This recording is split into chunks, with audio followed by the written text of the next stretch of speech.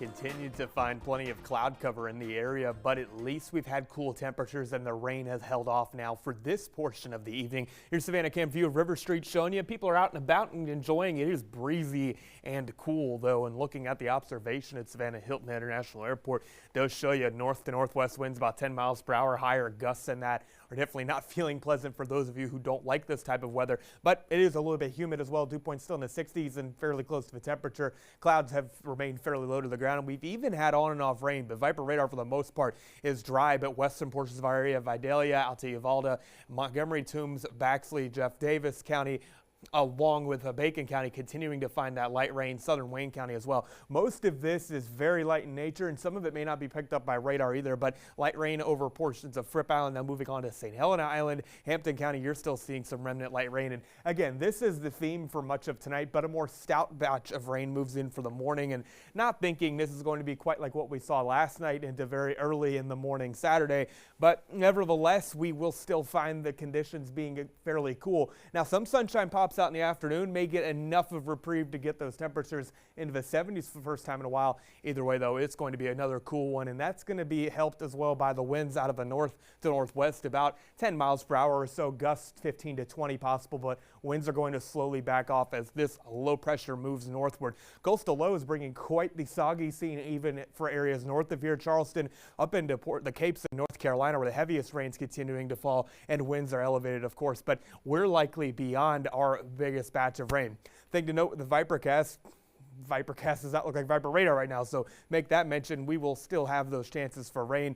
I think guidance is going to be a bit slower than the actual result with timing, but more rain moves in for the early portion of the day and sticks around into the afternoon. But drier air does move in, and that does help shut off rain chances. And into Monday, we start with cloud cover in the area and another cool one we get with breezes out of the northwest, but eventually cooler air and drier air moves in, and this is going to help make for a very nice one. And this is going to be the theme for a lot of the week too, with not a ton in the way of cloud cover at all and a lot of sunshine and a true fall-like feel.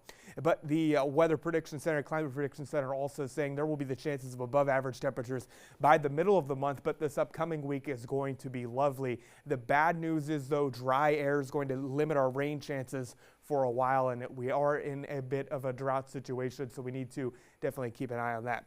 The final Hurricane Center advisory from Jerry shows Jerry is now just an open trough of low pressure, not necessarily a closed center at all. 45-mile-per-hour winds, and it will be just fading into the central Atlantic.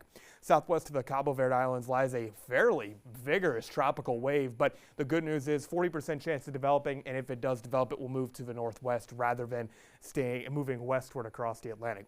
Isolated rains possible late, otherwise temperatures in the 50s and lower 60s. Into the day on Sunday, another day with, again, light rain chances in play. A bit cooler by the beach, mid-70s inland if you can get a little bit of sun to pop out.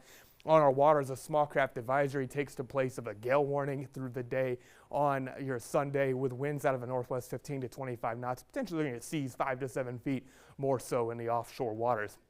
A very fall-like forecast inbound. The skies do clear out Monday. We eventually are left with mainly sunny skies for the week. Mornings in the 50s and 60s, afternoons upper 70s to lower 80s.